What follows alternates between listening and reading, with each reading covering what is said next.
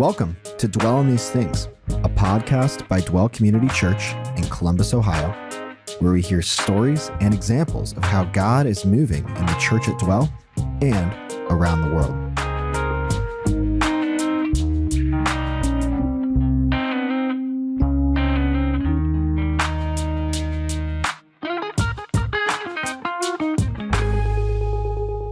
So glad to have you guys back on the podcast. Keira and Kalyssa, by popular demand.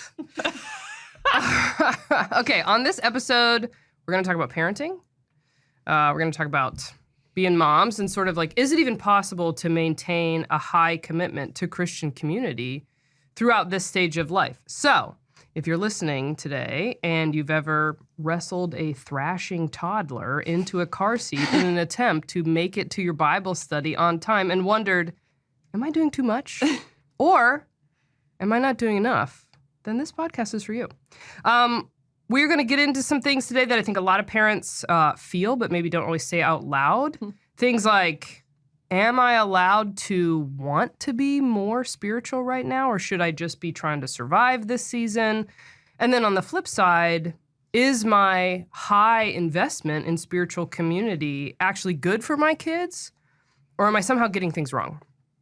So that's what we want to talk about here today. So glad you're here. Thanks for having us.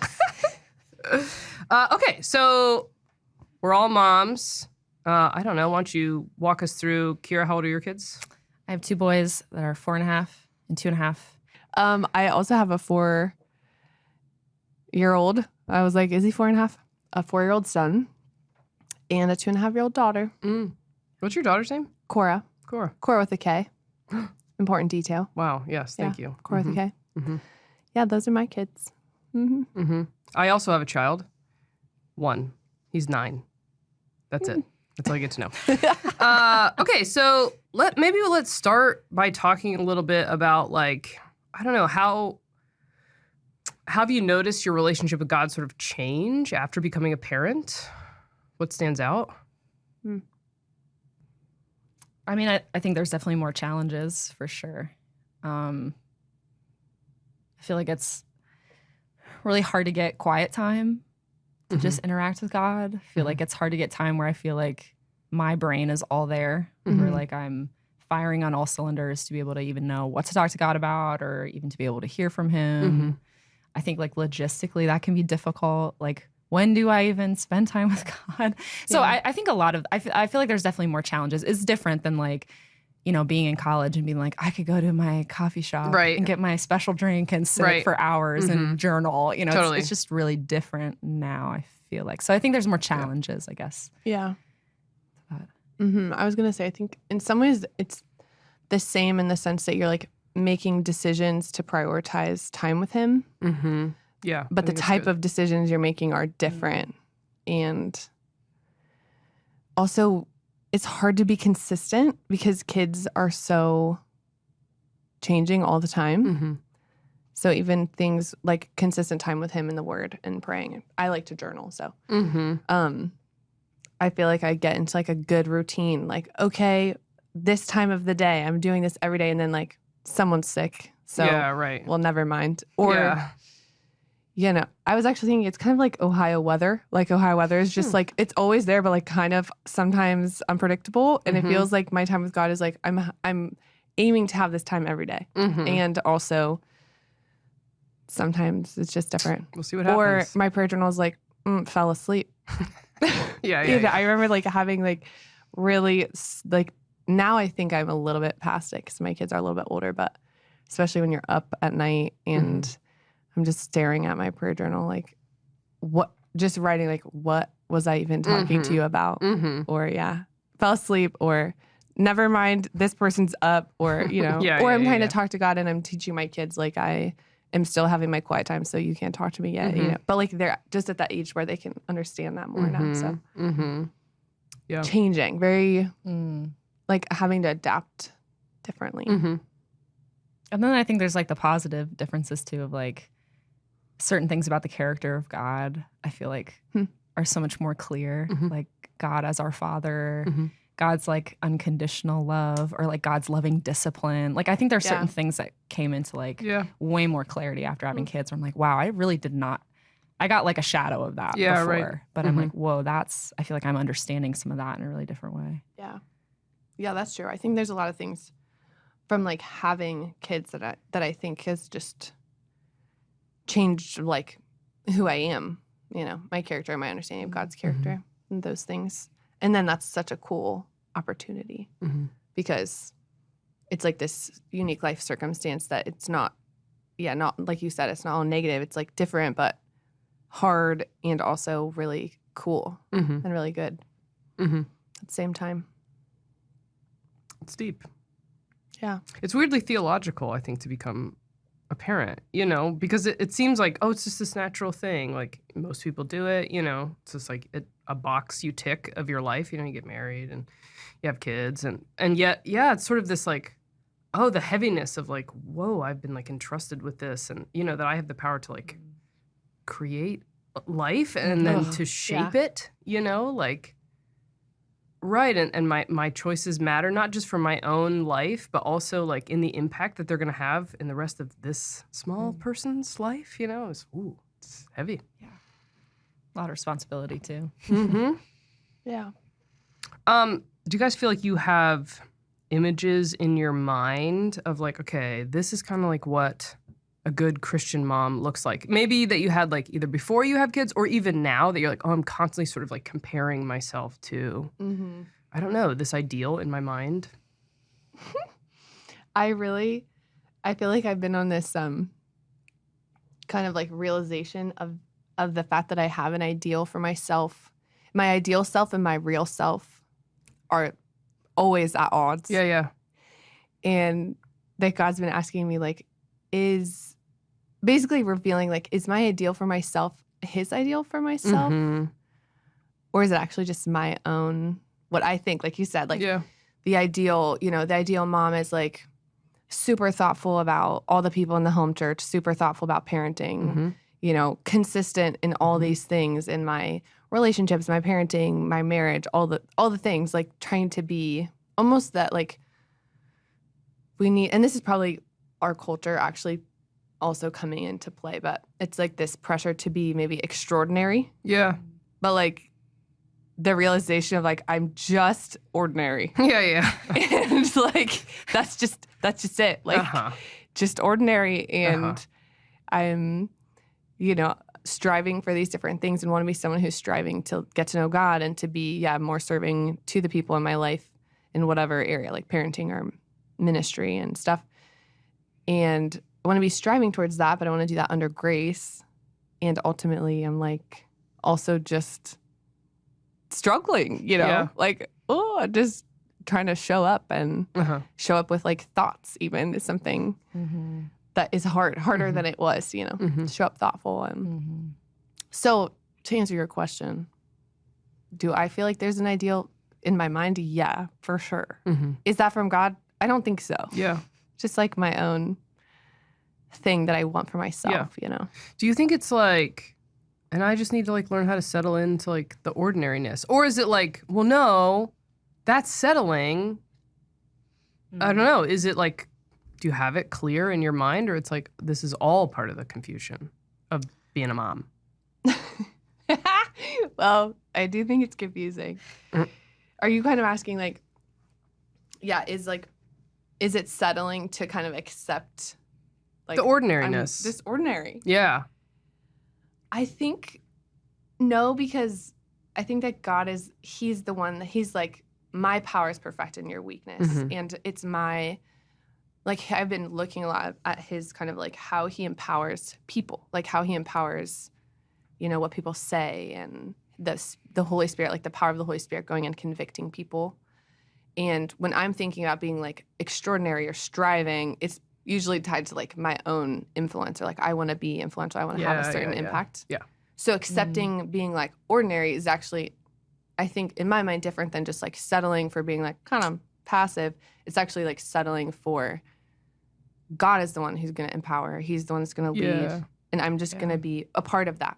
And I don't have to be like the person. Yeah. Like God is going to use me and that should be sufficient for me. Yeah. So that's kind of how I think about Yeah. That's being helpful. ordinary. Yeah, that's good. But I guess definitely people could use it as an excuse. Like, well, just me. Mm-hmm. So it doesn't matter if I show up, or it doesn't matter if I whatever. Mm-hmm. Yeah, I think there's like a lot of cultural pressure on parenting, like especially moms, just even outside of like the Christian thing or Christian community, just thinking about like social media and all the reels that you get about like, the certain kind of way that you should parent. And there's always like a million contradictory ways to do that, or what your house should look like, or what you should look like as a mom, or what you should be doing. Some of that like rise of the trad wife, whatever on on social media. This like, I think moms are under like a lot of pressure to like have their career, do a good job parenting, look good while doing it, have a great house, and like kind of do it all, So I think social media really puts that forward for sure. Some of those pressures. Mm-hmm. Or even like, there's just, people are doing so much. Totally. So you have the like, people are living their like 5 to 9 before their 9 to 5, before their next 5 to 9. And it's intense.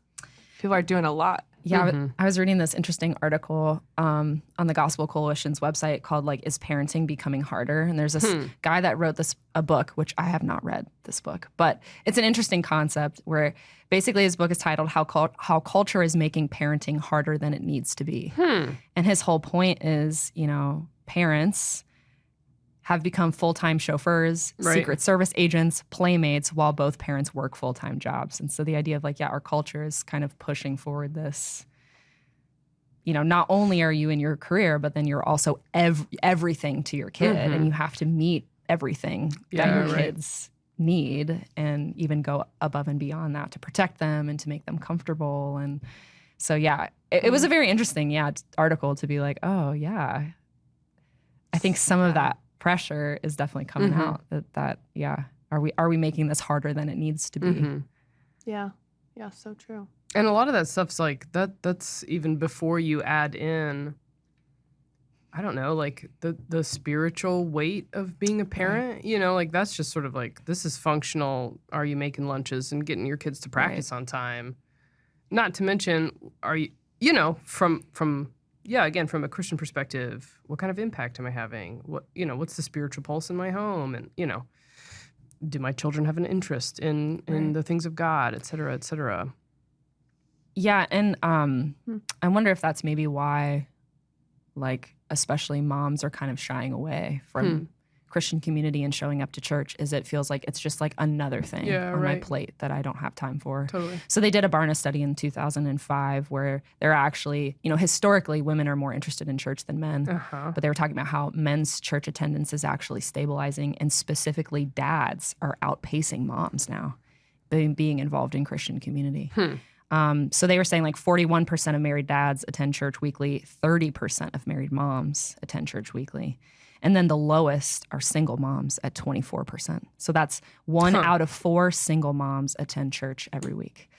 And so part of, their analysis of some of the statistic is parents are doing so much that they don't view community as, a sanctuary or like life-saving, or like this is something that helps take the load off. Yeah. It's being viewed as another thing to add to the growing list of things. The already full load. Yeah. That's so interesting. Wait, when did you say that's from? 2025. Oh, okay. I was like, that feels really relevant, like recent. Okay. Makes sense. Turns out it is. It is. Yeah. Last year. That's really cool. What do you guys think are some of the pressures maybe that we, I don't know, either you personally or that you hear people sort of in, I don't know, maybe inside dwell, like the other moms that sort of put on themselves? Yeah. Any specific pressures? I guess I don't think this is what happens in my own head. I like look around and I see the strengths of other moms and I'm like, ooh, I want to be like that. And then slowly I'm collecting for myself all these people that I want to be like. Yeah, right. And because they're awesome, you know, Uh-huh. like actually different things about people's parenting or different things about, how people are, that it's like the pressure is actually probably satanic, like Huh. to make me feel like, I don't know, I should, like that I need to be like all these other people, instead of actually being like strengthened by their strengths. Right. It becomes almost like a critique on Sure. myself. Like, well, how about me now? Like, Right. do I need to be all these other moms? You Uh-huh. know, that's not possible. Yeah. So I think that would be like a pressure, is like misinterpreting people's strengths as something that's actually like needs to be like competitive or like a comparison or something, instead of viewing it like, wow, I'm actually so wealthy in my relationships that I have like people that I respect all around me, and the different things about their parenting Yeah. or their marriages or whatever. Sure. The way they think about people, the way they approach leadership as parents. I think it's like the greatest. Of course, Satan would turn something that's actually such a gift, such a relief, kind of like what you were saying, Keira, like that the community of Christ is actually supposed to be a relief to parenting, would turn something so good into something that's actually a criticism or something negative, you know? Right. Yeah. Right. So I think that's maybe a pressure, is comparison, obviously, comparison to other people. But it's almost like you've made this like amalgamation in your mind of like, well, it's got to be someone who's a great host and her house becomes the hub, but also has to be like so calm, cool, and collected, and can never, like needs to be like extremely phlegmatic. Like I feel like I have Right. these things in Right. my mind that I Totally. pulled a little Right. bit from Jenny Hale and, like Liz Sweet and, like Yeah. all these women that I'm like, okay, right. But then the danger, is that you've created this superhero Wonder Woman figure that's not real. not real, right? Yeah. Totally. Do you feel like there's pressures that you feel or like that you have heard from women?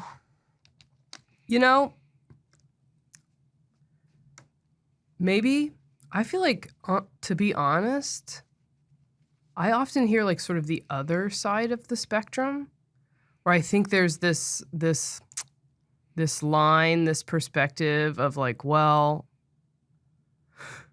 I'm just surviving. I'm gonna have to take a couple years. No one says it this explicitly, right? Like, I'm gonna take a couple years off, but like sort of, where it's like I just can't. I can do less. So it's like I got my word of the day on my app that I'm, like that's my like quiet time. And, maybe I try to like go to mommy and me reading time at the library. And you know what I mean? Like, but that's it, like my world is just really small now. So I feel like I hear,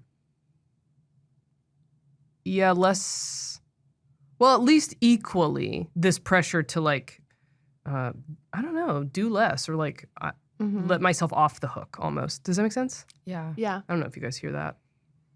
I've wondered if some of that's also like maybe even a response to some of that internal pressure of like, I have to be this Totally. like Wonder Woman mom. But the reality, my real self is this other person. So then there should be no expectations or Right. no sense of obligation or commitment because I'm in this like really difficult period of time. I feel like I can kind of toggle between the two of those things. Yeah.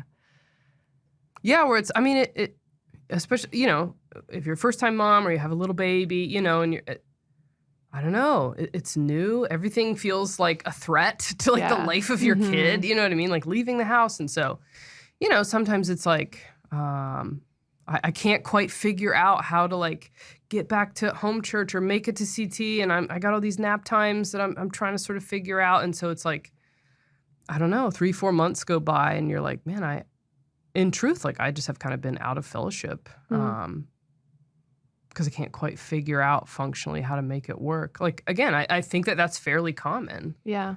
I don't know. Yeah, and I think that's why, I feel like when I've thought about pressures that I might feel, they tend to relate to like more functional things. about being a mom, but I think when it comes to the spiritual things, I think it is really easy to feel like, am I just sidelined during this time? That's a good way to put it. Can I even do anything? Especially I feel like, when you have little kids, it's like, I don't know, like, can I even actually, can I be expected to do anything? If I even was, is that even possible? Yeah. Yeah, and I think if that mentality grows, then it's easy to sort of like look around and be like, well, nobody else is going that hard, so I guess this is pretty normal. Like I guess I just need to like do less for the next, 7 years or so.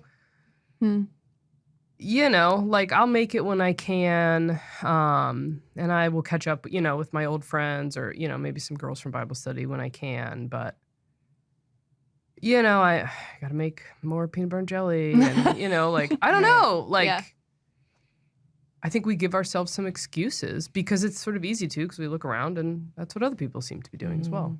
And it is hard. It's like, in some ways you are kind of surviving, or there are different challenges that they are difficult. Like even, I was thinking like, even when the circumstances are ideal, it's still hard to be a parent. So then when the circumstances are not ideal, it's even harder. Yeah.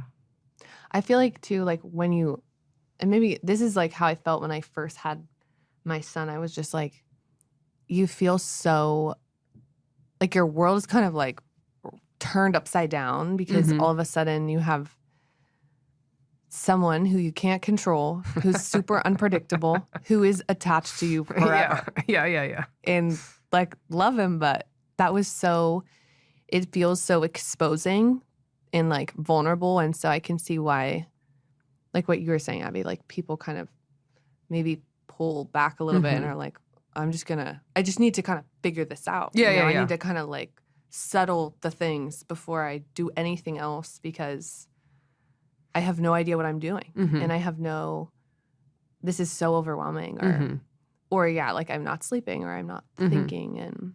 And I mean, everything feels like a threat. You know what I mean? Like, especially when it's your first, and you're like, I can't even put this kid outside my room. They'll die. Like they need to be in here and I need to be able to hear him breathing at all times. Like that nervousness and like, if I leave the house, they're going to get Ebola. Like these like, just like these like crazy thoughts. Like, right. So there's this, I don't know. It's probably like a natural instinct to protect. My job is to keep this thing alive. And we also just get pumped with like everything is a threat, like, and again, I think that's part of our culture, like germs and the risk of, like someone could snatch your child and, like things like that you're like, my job's to keep you safe. And well, I'll just stay home because that it's easier. Yeah. And at least I can pretend like I can protect you here. I sort of can, but Yeah, it does feel, I see why there's that, temptation or maybe tendency. And I wonder, something I was wondering about this is kind of like, is the idea of being someone who is, you could say high commitment or like, fully in or whatever, is that kind of set against parenting? Like either I'm a high commitment parent or I'm a high commitment Christian worker. I don't know if I can do both. Yeah. Or even, I was even thinking, like, I think in conversations like this, like high commitment gets put against grace. Like either I can be high commitment, all in, hardcore, or I can be someone who is like grace-centered and blah, blah, blah. Yeah. And when I'm grace-centered, it's kind of like what you were saying earlier, like I'm just taking it easy. I'm like, I have the freedom to stay home. And I was just thinking about that because I'm like, I don't think that that's biblical. I think high commitment stems from grace, like an understanding of grace, and what we've been given pours out into a life of commitment to Christ in all areas. Now, the actual application, like what does it look like then to be in parenting, new life stage, and high commitment or whatever, however you want to call it, fully committed as a parent also under grace. What does that look like? The application is different for obviously all of us, Yeah, like sure. our life circumstances and what's happening. But the idea that like, okay, I can be grace centered and have no, maybe like grace centered, meaning like I don't have to have any structures or aims that I'm pursuing because I'm under grace. I don't think that's the same as what Scripture calls us to. Like, and also, I don't think that Scripture gives like different exceptions for parents. That's the problem. Is there's no like, except when you have a nursing infant, blah blah blah. You don't have. This is not. It's like then you can give up meeting together. Right. Yeah. Like, and it's funny that passage about meeting together right before he's talking about how our conscience has been sprinkled clean of guilt, and like we're from a position of like not being under guilt, you know, whatever, all of that. Then we're stemming into like considering how to, whatever he says, like spur one another on to love and good deeds, not forsaking our assembly together. Like, so anyways, I just think it's interesting that these things get put against each other, but I don't think that's biblical. Yeah. Or you think about like when Paul's like, by the grace of God, I am what I am, and his grace to me was not without effect. No, I worked harder than all of them, yet not I, but the grace of God that was with me. So you're right. It's like, grace is the thing that actually promotes like hard work and gives us what we need to do to be able to serve our family and our community. Yeah. Are there things that you guys feel like have been helpful? Okay, if like this life stage, having young kids, being a mom, it's not a spiritual pause, then I don't know what's been helpful, I guess, in terms of like being able to maintain a view of like, this could be a season of growth and development for me instead. Or have you been able to, I don't know, maintain a view of that? Yeah. I think this is where like some of the backwards wisdom of God comes into play. That like, I think in my head, I feel like if I can give 100% or like 80%, then I'll show up and I'll serve people and I'll love people. But if I only have 20%, then there's no point, you know? It's probably not even worth it. What would I even really do anyway? Yeah. You know, if the circumstances aren't ideal. And I think what's wonderful about parenting is that shift to God wants that 20% and that he can actually like do a lot through that. Yeah. You know, the power in weakness. Yeah. He's multiplying the loaves and the fish. Loaves and This fishes. is like God is actually the one at work. And so I think some of that is like some of those paradigm shifts. You know, we think that, you know, to show up in a serving Christian community, I have to have a lot to offer. And God's like, actually, no. Or that the circumstances must be ideal and not difficult. And God's like, I need actually, to be not no. tired. Yeah, right. And yeah, for sure. Yeah, and I feel like that was a wonderful thing for me in parenting, like God kind of using this time to show me those things in like a really deep way. I don't know, the different things I learned about God or the impacts on other people or whatever. Like I wasn't intentionally trying to do any of that, but like God did anyway. Or like even I just think so often we try to make our lives like comfortable and to work well. And I think it's in times of difficulty and suffering and trial that God actually teaches us things about himself, or just teaches us things, or even if it's not spiritual at all, or like, are the things we end up remembering. So I'm like, I don't remember the nights I was like, went to home church, my kids were not sick and everyone was great. And I really had a bunch of conversations. It was awesome. It's like, I remember the times that were like difficult and like what God did as a result of that, or the times that were difficult or just were funny. Like I was thinking today about, I was doing a high school Bible study after I had my first kid in Hilliard. So I would drive there and I would be gone for like 7 hours. So I would pump in the car. And I remember one time I picked up this girl. I was discipling and mentoring her. She's like 15. And so I like pulled out my pump and spilled milk all over my pants. Oh, no. And I was like, great, I have another 5 hours to be in Hilliard. And you're covered in your own breast to milk. go to be high clear. school group. Yeah. Covered in my own milk. And then I'm like looking over at her and she's like 5 foot tall, 15 years Yeah. old. I'm like, I can't borrow any of her clothes. No. I'm just like totally screwed. But I'm like, I remember that. You know, I don't Yeah. remember the times where I was like, wow, I really went. It was Yeah. easy. But I remember Yeah, that. yeah. Or like, I remember Huh. vividly this time where it's kind of I'm at leading a college group, and I remember showing up to one of the ministry houses where a bunch of our girls were living, and we were like hosting some party for our boys. And so the only room that was usable was their like dressing room, like for me to go nurse. And it was like dressers floor to ceiling, boxes floor to ceiling. Like you couldn't walk through the room. There was so much stuff. It's like I a kid you hoarder's not. house. Okay. Yeah. And the only space was where you could open the door. That was the only space. Wow. So I remember like opening the door, closing it, going behind the door, sitting next to the wall, starting to nurse, and the vent kicked. I'm right next to this dusty vent that when it kicked on, it was just like blowing all this like dusty, rank air. But it's like, I remember that. That was like hilarious, you know? So it's, I think in our heads, we have this like, things have to be circumstantially wonderful, or I have to be at 80%, to really like give out and to serve. And I just feel like God doesn't work that way. Like, it's in times of difficulty and suffering that he grows our perseverance and our character, joy and hope, or like times where we have nothing that he comes in. So I think for me, it was a real paradigm shift for like what true dependence really means. What is it that God even really wants from me? Totally. Is not be me at my best, just like kicking butt or whatever. Yeah. It's me being like dependent and trusting him. And I think that was like actually pretty cool. Yeah. I think that's really good because I do think that I think it's a lie that a lot of moms and myself, at various points included, have sort of bought into. It's like, well, I'm not at full capacity. Like I'm not at 80%, certainly not at 100%. So, right, it's not even worth it for me to show up. I should just stay home. And it's like, I think that's a lie.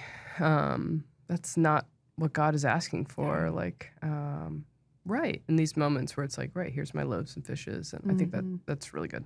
I remember like a lot of home churches showing up, and I would just like sit with my kids so they would be quiet during the home church teaching, and then I would like nurse them. I would just spend like all night in the attic, and I'd be like, I think I saw maybe Why am I here? one person. Totally. Why am I even here? Yes. But I remember like my husband actually pointed out like that was a time where I would just sit up there and I would pray for all of the people who were like downstairs. And he was like, that has so much importance. Or like, the impact of like people seeing us come and bring our kids and be committed, even if it's goes really badly and they scream all night and we have to take them home early, or even if it's like just showing up, I think communicated a lot to other people about like our commitment to our friendships, or how God is coming through for us even when we're having a hard time. So it's like, I think sometimes, we kind of narrow the kind of impact maybe we feel like we want to have, or we think that we should have. And I feel like God really shifts a lot of that perspective if we're willing to like say yes to God and like try it anyway. I think this can be a great time for kind of some of those like shifts to actually viewing things the way that God views things. That's awesome. That's great. Yeah, that's so cool. I was just thinking about some of the things I learned, I remember about parenting, or that struck me about parenting, are from being with your sister Allie. Actually, Allie. Shout out, Allie Francis. I like was with her in home church when they had little kids, and I think it's just like really cool to think back on the things that I absorbed from them being around their parenting.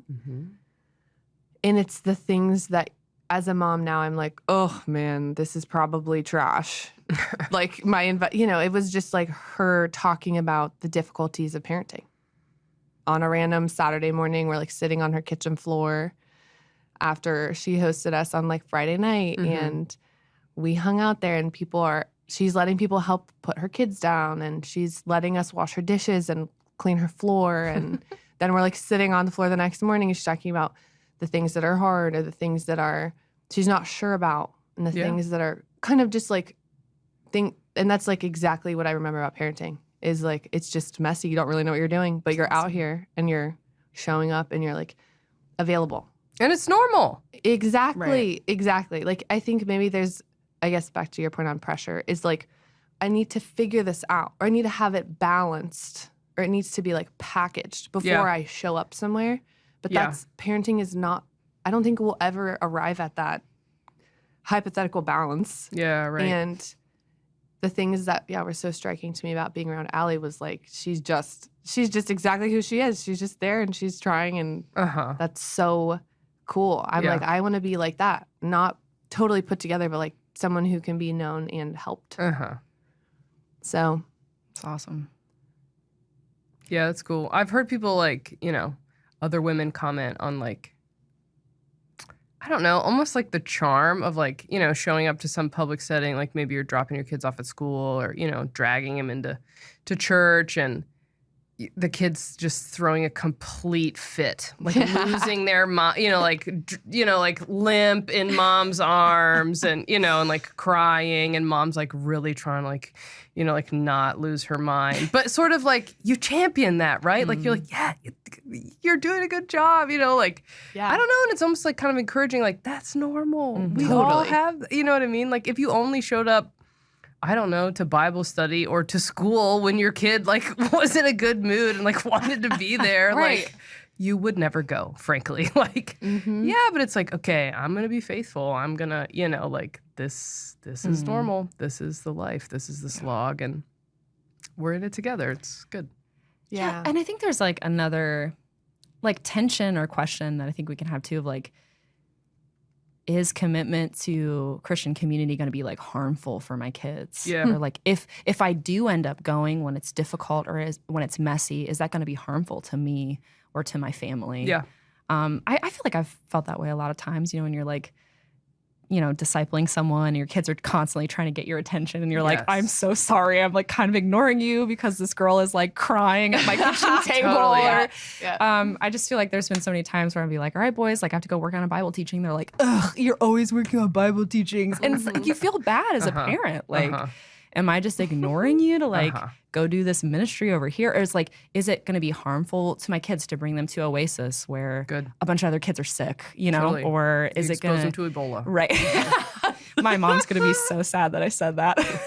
She loves Oasis and it's awesome. But, is it, like when I put them down at someone else's house and I wake them up in the middle of the night, is that harmful to them, to their sleep, like to their health? I feel like a lot of those things, I feel like we have to wrestle through. Yeah.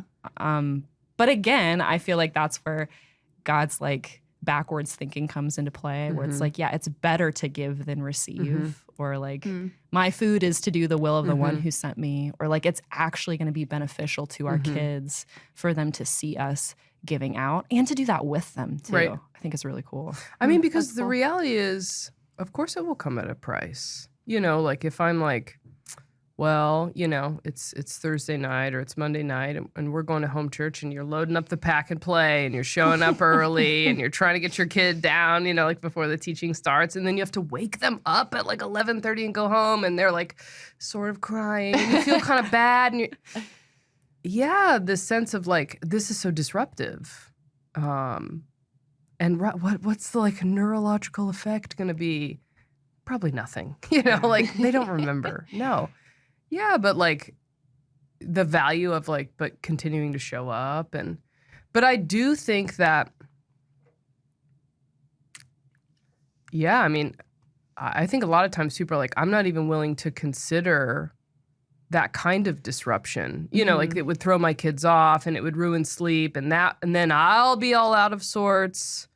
So no, we're not doing that. We'll take a couple months off, or we'll toggle. My spouse and I will toggle attendance. It's just, some of these things, these commitments to community, they're just too disruptive. Yeah. And I'm not willing to do that. Yeah. And again, you're right that there is a sacrifice. I am paying a huge sacrifice when I have to drag my kids in the multiple pack and plays to a ministry house and, find somewhere to put them in some boy's room. It's like, it is a huge sacrifice. That's true. But I think like we're a lot more resilient. Our kids are a lot more resilient than we think. And again, I think that comes back to that, like, we want to protect our kids. We want them to have a nice life and an easy life and a comfortable life. And I'm like, I actually think they're pretty flexible. Yeah. They're pretty resilient. Yeah, our kids are plastic. And, They are. And I'm like, I feel like, again, when we do stuff like that, it communicates to them, we are willing to sacrifice our Mhm. own comforts for the sake of our relationships. Mhm. And like, what an amazing value I feel like to Yeah. pass on to our kids when they get older. I mean, Yeah. my parents were in a home church. They did all of that with me. And I Mhm. feel like that gave me this sense of like, people are important Mhm. and ministry is important. And this is Mhm. the most important thing that we could do. And, Mhm. you know, yeah, we should sacrifice everything to be involved with the work that God has Mhm. given us. And so I'm like, we have such a unique opportunity, I think, to pass that along to our Mhm. kids in such a really cool way. Mhm. Yeah. Yeah, something I was thinking about is maybe part of the difficulty of this kind of decision making, like, oh, what do I sacrifice when? Like, should we go to this thing tonight? Should we not go? Is like we, in this season, it's easy to kind of forsake our like larger life aim for the sake of the urgent. And so we start making decisions based on what is urgent Nap instead times. of, yeah, like Yeah. we make decisions based on what's urgent instead of what's important. And sometimes, of course, I really hope we're not coming across as like, oh my God. It's nuanced. Yeah. We're covered. Ever We're skip covered. home church. Yeah. Obviously, yeah, no. of course. Like, please. Yeah, of course there's nuance. Of course. But I think in this stage, it's just so easy to make decisions based on, the urgent, what's right in front of me today, instead of what I want for my life as a whole. Yeah. So like in our house, we've been talking recently a lot about like, what do we want at the end of our life? Like, what do we want what's kind of like our family mission statement? Ooh. Or like, what's our family direction? Like, we obviously are here, like, we want to love God and love people. Okay, what does that look like in real life? And so, like, one of those things we've been talking about is we want to be able to say at the end of our life, like, we lived a lifestyle of discipleship. Mhm. So then what that boils down to is like, okay, at this current stage of my life, when these opportunities come up, that like, we're going to disciple these people or like make these sacrifices in our schedule to like, you're going to go get this time with this person, or I'm going to get this time with this person. We're making that decision trying to zoom out and make decisions based on, does this thing contribute to this larger life aim? Good. I love that. Or is it just kind of like we're making decisions on the fly, like, what do we feel like we can do this today? And I think it's tempting in this stage to just make decisions based on what's in front of me today, instead of having this larger, like, I am committed to fellowship. Like, that's what my commitment is. So today, regardless of how long it takes me to get to this thing, I'm gonna go. Like, actually, one time after I had my daughter, which my daughter is a different flavor of baby than my son was. It's a really nice way to put it. Okay. I love this. Different flavor. Mhm. We had no idea how good we had it with my son. Yeah, and then my yeah. daughter came around and we were like, Oh. yeah. And there was one night, it was my night, I was going to go to CT, and my husband was going to stay home with the kids. And I was like, cool, like, we got it. I'll figure it out when I'm going to leave. And then I was trying to leave my house. I mean, over an hour, I was trying to leave my house. It was like, you try to leave, and then you get puked on, and then you clean that up, then you get pooped on. And then after that, and it was just like, God. And I even am trying to go. Like, Yeah, right. I have every reason to not go. I have been trying to make it. And by the time I got there, it was like teaching was long over. Like, and it wasn't, I just was so frustrated because I was like, God, I was really trying to be here. And Am I a like, joke to you, God? Yeah. Yeah. I'm like, what? And of course, you show up and people have no clue the battle that you just endured. Where have you been? Yeah. It's like, God, I was trying so hard. And like, it just, yeah. Basically, on those nights, you're just like, I have every reason to not go. Yeah. I miss the teaching. But because it's easier, I feel like, to make the decision, like, it doesn't matter. Like, I'm still showing up because we have these like larger things that like underline our decision making. Like, I'm going to be committed to this thing because I think it's a biblical truth. So I'm going to try to live this out in my current life phase, even if I'm showing up like way, late, whatever. So anyways, how we make like how we go about making decisions has been something we've been thinking about in our house a lot. That's cool. We were talking in my women's Bible study in our cell group about the concept of like goal hierarchies. That's cool. Like if we don't have like a hierarchy of goals in our lives, then we just sort of are reactionary, right, to whatever's happening, the urgent needs of the moment. But if I can sit down and sort of come up with this established, this is what my life is about. These are my priorities. And then how do these sort of these day-to-day things, are they fitting into this? Are they not fitting into this? Like, do I maybe need to eliminate some of this? Actually relieves a lot of pressure. Like, no, I know, no, it's Monday. I'm going to home church because this is a priority, like Christian fellowship is a priority to me. Yeah, so even when it's inconvenient, I think that's great. Yeah, and even zooming out to be like, what is God asking me to do? Totally. What does he want me to do? I think there are like a lot of things early on I realized like, wow, there is a lot of things I'm committed to I really don't need to be committed to, particularly my phone, my screen time. Like, I feel like I wasted so much time on my phone and then I'm like, man, I'm so tired. I have no time to spend with God. I'm like, no, I do, but I'm just choosing to commit to this thing that God does not want me to commit to. But it's like, I don't know. I feel like there are a lot of things that we would do that might have seemed crazy to other people, but it was like God wanted us to go love this person or go teach this thing or go serve in this way. And then trusting like, if God is really into this, he's going to give me what I need, even when it's difficult. So God is into Christian community. Like you were saying earlier, like, let's not forsake meeting together. So God is going to give me what I need. And if I feel like parenting is a lot of that, like, I'm trusting and I'm living by faith. So if I'm never stepping out in faith, I'm not going to get to see God's provision in a real way. And, it's not always God's provision's like flashy or something. Like, truly. I show up and I make it and now I'm, for some reason really energized. It's like not really all like that. But I think you're right. It's like, if God is asking me to do this, if this is something he cares about, he's going to give me what I need to be able to actually do this. And it's going to be better for me and for my family to say yes to God and live in faith than live based on, these other things. Yeah, it's like, he promises daily bread. It's not like he promises a daily Monster energy drink, or you know what I mean? Like it's bread. It's a little unglamorous, but it's enough. Like it's going to sustain you. You're going to stay alive. Right. Yeah, it's going to meet your needs in the moment. Okay, so you were talking about discipleship. I guess I'm wondering, like, regarding discipleship in general, do you feel like your views of discipleship have changed since becoming a mom? Yeah, I don't know. I think it's like what you were saying earlier, Keira, about you just show up with 20%. I think I just have been, it's exposing to be like, wow, I really haven't thought about you. You show up like how, God, I just think sometimes I'm like, oh my God, there was a time when I felt like I came in, I felt like I have something concrete to offer you. Now people are rolling up to my house and I'm just like, you're like, which one are you? Yeah. Sometimes I'm just like, oh God.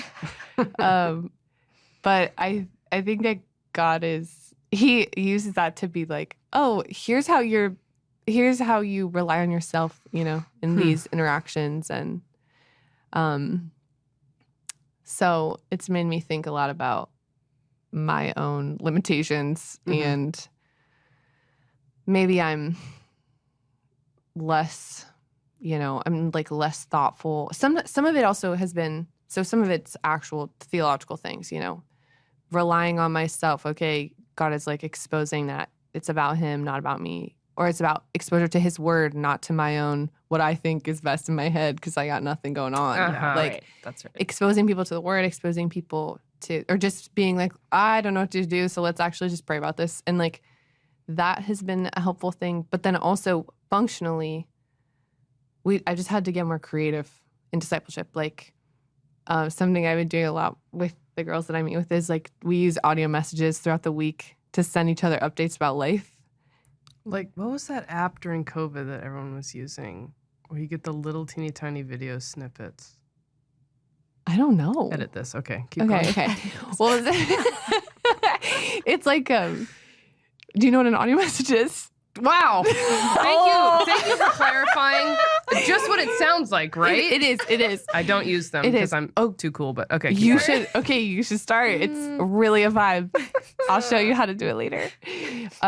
It's super helpful because I'm like, okay, in real life, our time now is, you know, maybe what you can cover. Of course, this matters. Like, it matters if we have the kids with us or not, whatever. But the amount of things you can cover or the things you can talk about are maybe more limited when you have kids around. And so we've just been trying to be creative, like using other things to stay up to date. To supplement. Yeah. So I think mainly, I guess, to your question about like how's discipleship changed, I'm like just way more aware of like, oh God, it's just me.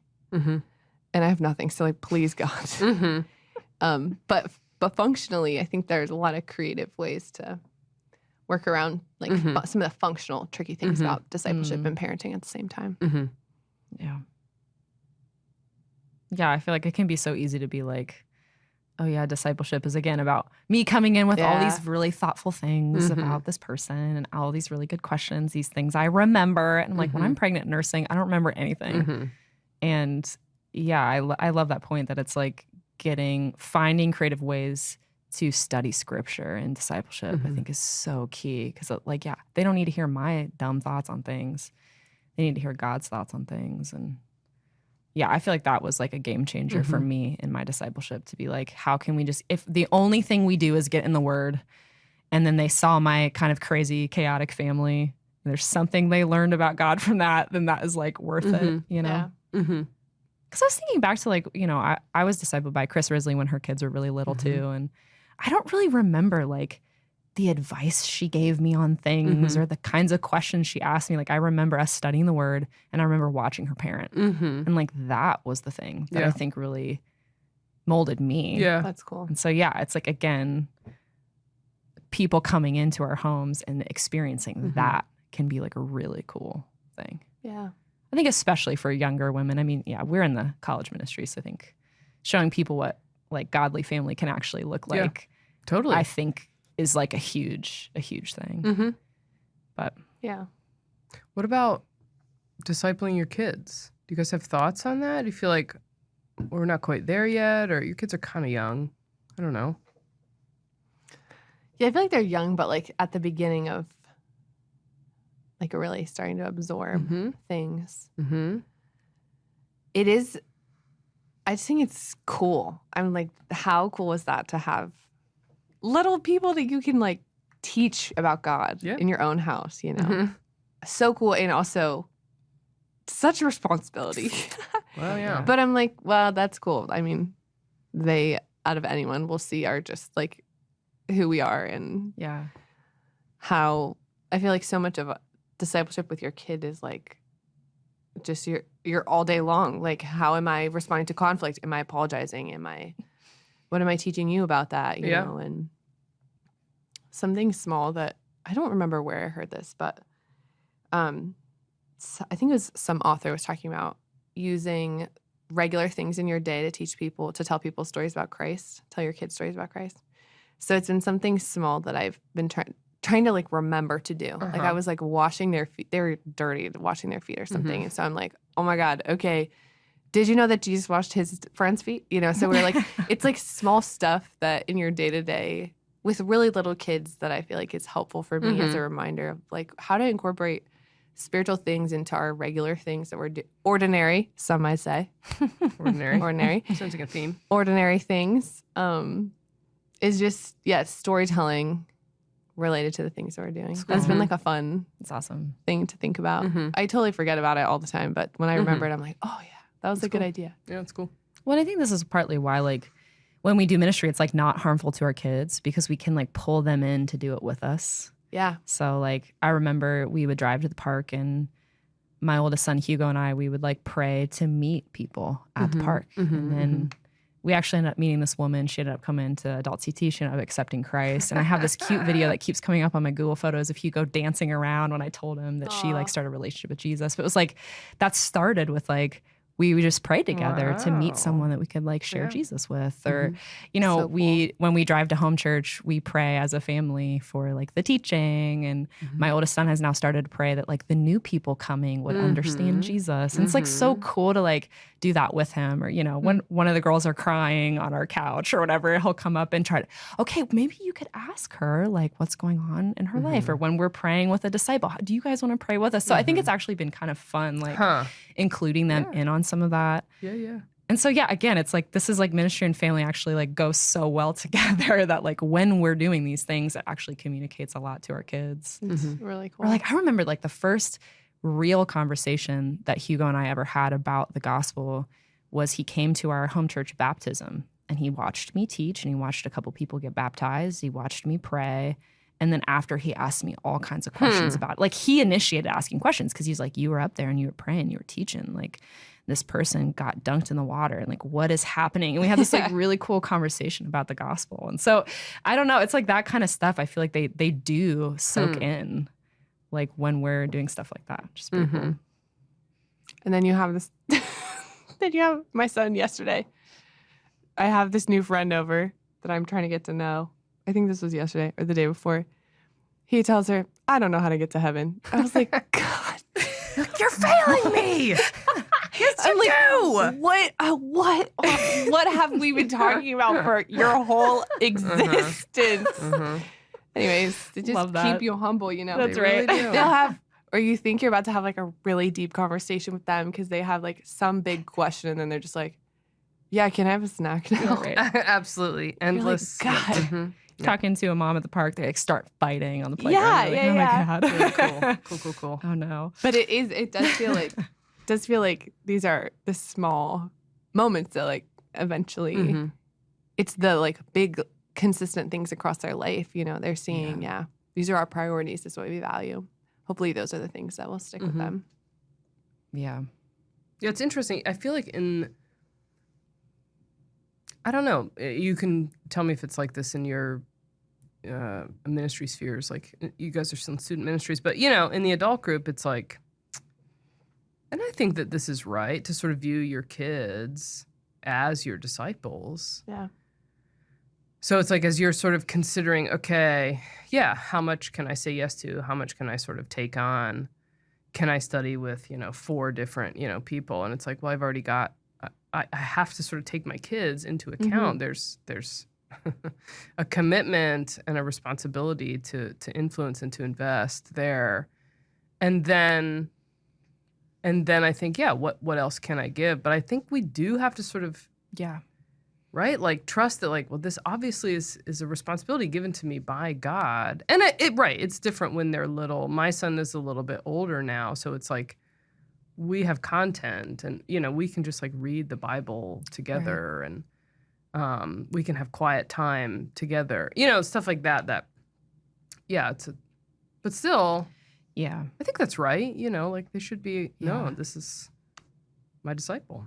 Yeah, and I Yeah. think sometimes we will have to make sacrifices in order to make sure that we are like trying to really love our kids and engage them. Like I had to step out of the high school group Yeah. that I was leading, which I love and it's so fun, but I'm like, oh, we do not have enough right now to do this. Or there's been other opportunities we've had to say no to. So yeah, I think it's definitely true. Like we don't want to swing the other direction and just be like, we're going to be all focused on everyone else and not our family. And your kids get your leftovers. You're like, well, that can't be right. Yeah. That's You know what I not mean? good. Right. I think that's definitely true. But yeah, I think there, is a way to be able to do a lot of that.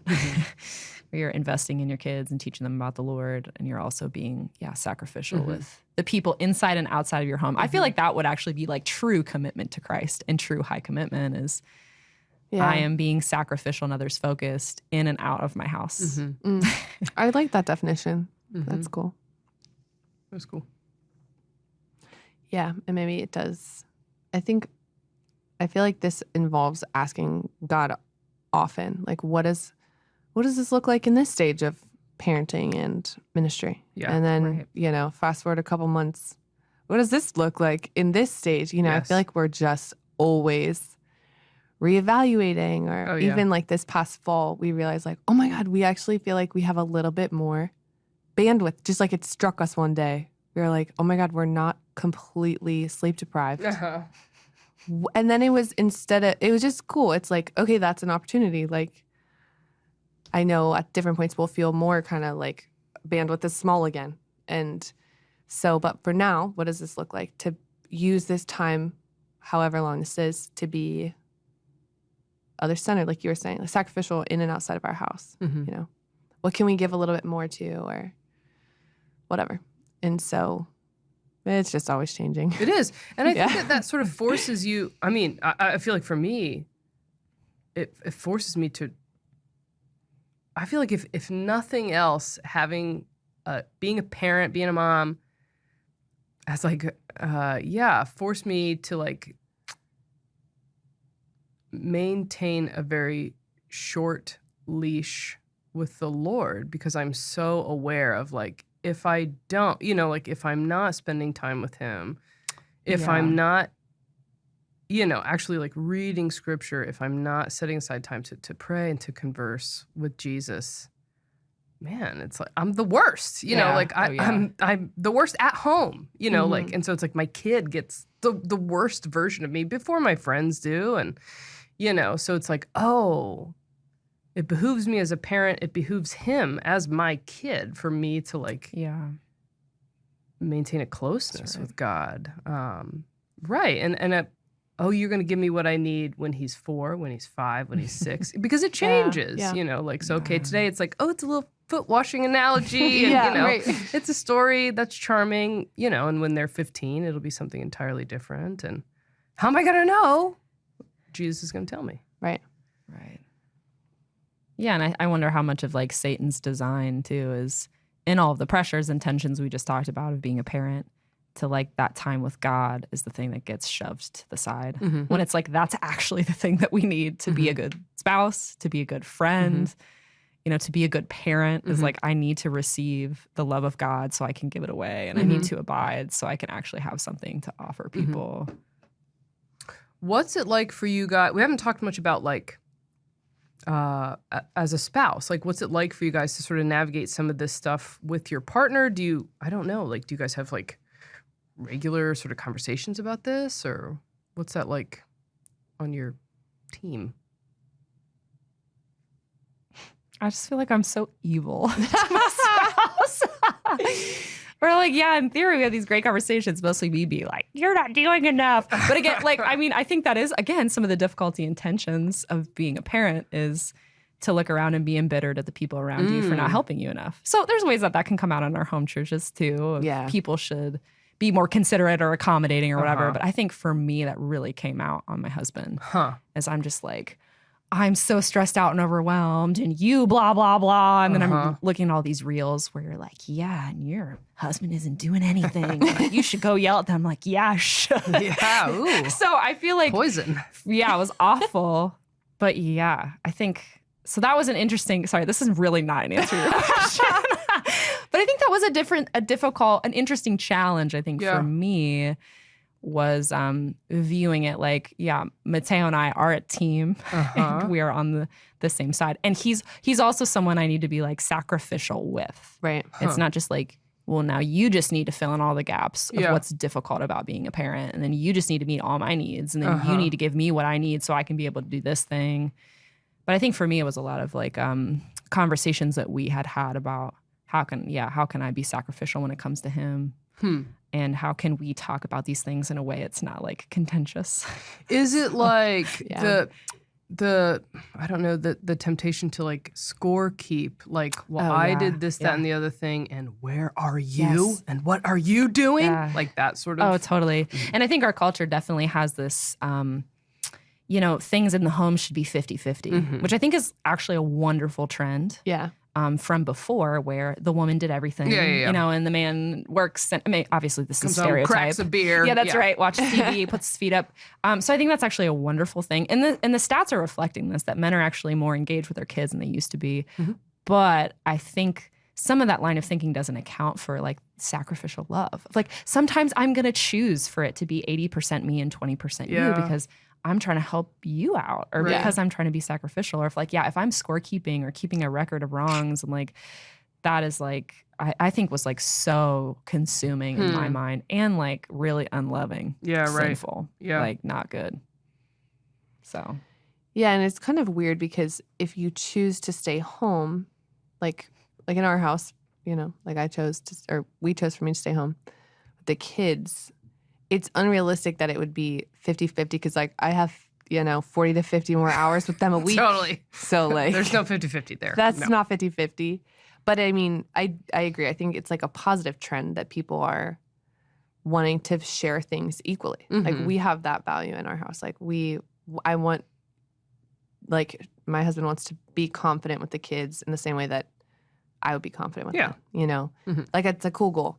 I was just thinking, I feel like it gets to be problematic in marriage when the goal is we need to have balance instead of the goal is my attitude needs to be to have the attitude of Christ. That's right. Like from Philippians 2 about like, okay, well, Christ came and laid down his life and it wasn't about him. And so if my goal is to have the attitude of Christ, then what that looks like in those weird imbalanced moments is like this is fine. Like this is what I'm aiming towards, you know? The goal is to like submit to one another, like have this kind of like we're working together on a team, like you were saying earlier, like this is my team.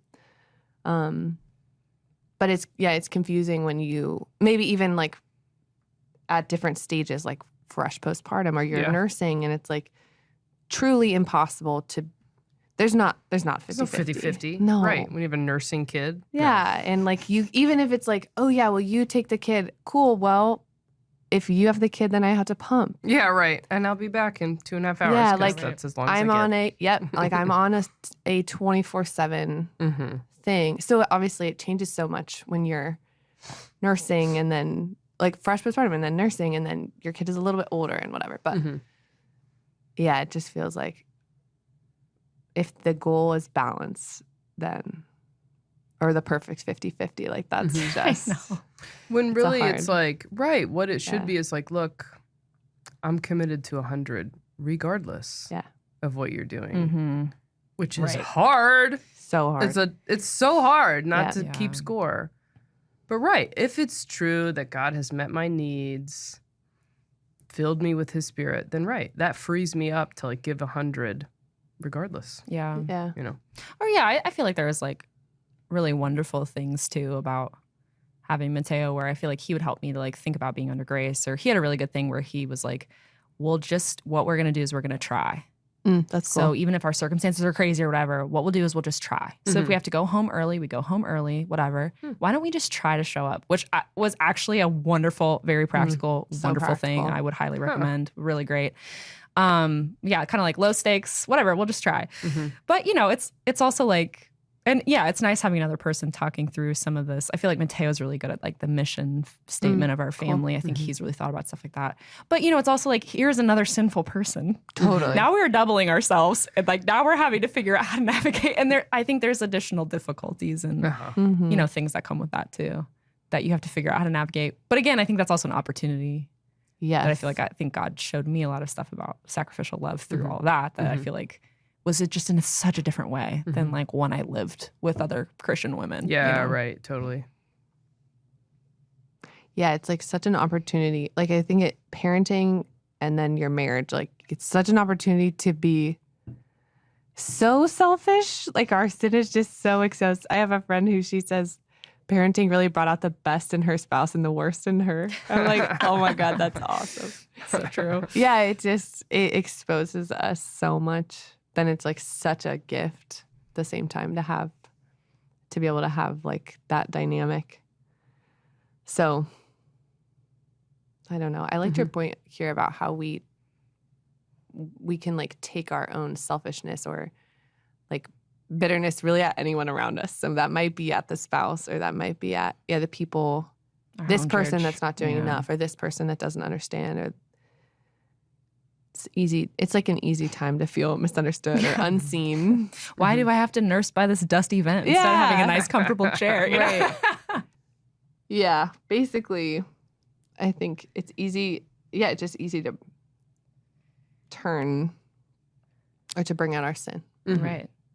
And again, I mean, like some of that is Satan's design too, is to, instead of God using this as an opportunity for us to learn things about him and learn things about, you know, his character, the way he views things, to turn it inward and to bite and devour one another and to be self-focused and whatever. So outside of like, okay, there's you and your partner, I don't know, what do you think are some of the benefits, I guess, of like the larger Christian community you know, as you've navigated being a mom. Yeah, what? That's it. That's the question. That's a great question. I don't know why I'm always like doubling up on. Okay. Yeah. You get what I'm saying. I think what Kalyssa was saying earlier about the like how sometimes we can feel really bad when we look at other moms we're around and be like, oh, I'm not like them. And I think it was really helpful for me recently. I've been like, wait, but my kid gets to be around them. So like they actually get to benefit from these wonderful qualities of these other men and women that I'm around. Or even the fact that like I have other kids for my kids to like their sin to come out on. And that they get to, in their friendships, work through things like forgiveness and grace and conflict and all of that, I think is actually really wonderful. So I think early on in parenting, I was like, I don't want my kid to be the one that like, you know, says something to this other kid that's mean or punches this other kid or whatever. But I think it was actually cool, like, changing that to be like, wait, this is a wonderful opportunity for them to learn these things now instead of like later when they're adults. So I feel like there's so much just relationally in Christian community that's like so awesome and wonderful. Like, I don't know, working out some of those like relational sinfulness, whatever, learning to be under grace, having an awesome like support system, I think is really cool. Yeah, when I had my kids, and I feel like this is kind of hilarious. I'm like, well, I've only been a mom for 4 years, so, you know, brand new. But right when I had my kids, I was in home church with 2 other families that were also having their first kids. And it was like the best thing that ever happened to me. It was so cool. It was just so special to go through life transitions at the same time. Kind of what we're saying, like it's easy to feel unseen in different things, but when people are in the same life stage, you're like, you get it, you know, you get it. It was just so special, like such a gift, such a provision to be going through those things at the same time. But then also to have, like, to your point, Keira, about like, let's just show up, let's just try, was so helpful. I like both of these families, like they had kids like just a couple months before us. And so they're, you know, a couple months ahead. And that was so helpful to watch them. Like they're just trying, they're showing up. They're going to try to show up. They're going to bring their kid and they're going to take them home and they're crying, you know, like whatever you have to do. But I feel like the modeling, like watching other parents try things or, you know, in different ways, like they're totally different from me. We're not the same types of moms, but watching them try and stay committed to community, stay committed to the truth while going into this new life stage was just so, such a gift.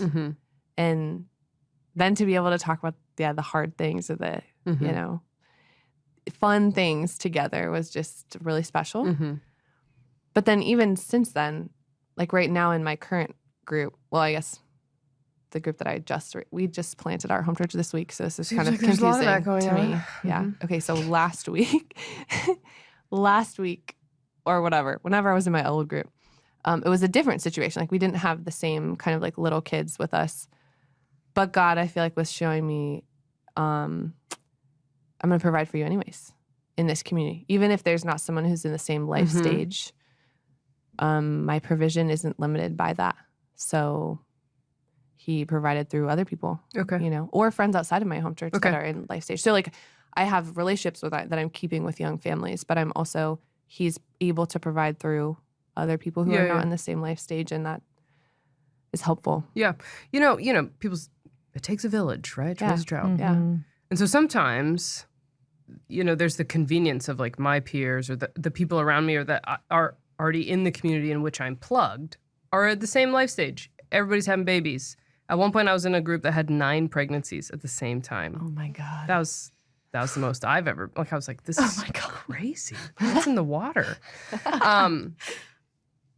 But sometimes it's not like that. Yeah. I guess so then, okay, the question is, what's our responsibility? Do I build this community? Do I am I just waiting around for God to like sprinkle other parents into my path? I don't know. Or what have you guys done practically? I feel like my experience just leading a college group. Like we're the only family with like kids in our group. Okay. And there's only like one other married couple. So Okay. our group is like really young, Yeah. purely college. Like Not your peers per yes. se. So I feel like it takes more work Mhm. to just get that scheduled time with the other women and my other friends. I have like a couple play groups I'm in, Okay. and that time is like really, really awesome. Mhm. But I also feel like, man, sometimes it can feel like a tendency to feel like, well, but this community doesn't really do anything for my family if they're in a different life stage. But I'm like, there has been so many wonderful things Mhm. about being with a bunch of college students that we get to benefit from, that they get to benefit from, or like my kids have friendships with them. Mhm. And so there's things that they're learning Yeah, from yeah. them and interactions that they have, like ways my kids can serve them. That's really fun. And this is really funny, but I realized that actually last week when there's this guy in our home church named Christian, and Hugo has been calling him Christian Bunions. And that he's been Excuse like, me? Christian Bunions. And like to his face is like a joke nickname. Wow. And so we pull up to home church and he's like, it's Christian Bunions. And I just laughed. And then I was like, oh, you actually have a friendship with him. Yeah. It was such a stupid way to realize that. Yeah. But there were conversations that they would have Yeah. together, or like an actual friendship, or like different things about him that he learned or that he experienced. And so it's like, even though they're not necessarily our peers, they have like such a wonderful impact on me and our kids, or give me advice on my parenting all the time, give me insights, come babysit, which is wonderful. So I don't know. I think that's also cool. So I think it does take more energy to like hook up with other people who also have children. But at the same time, I think the community we're still in is like really wonderful for our kids too. Yeah. It's nuanced. It's good. It's not the black and white. Yeah.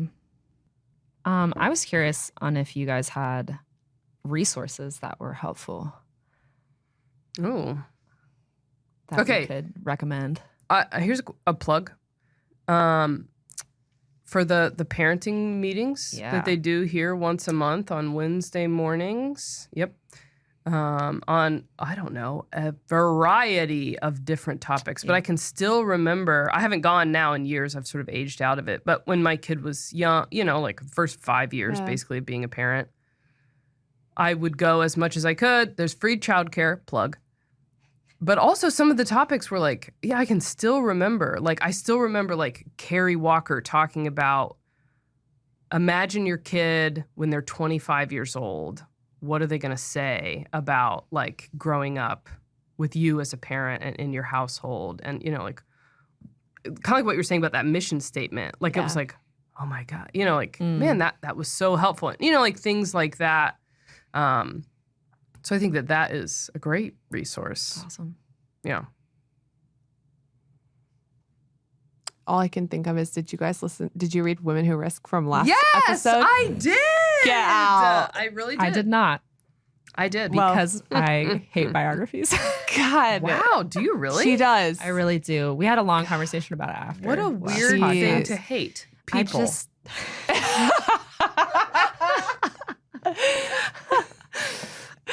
I'm exposed.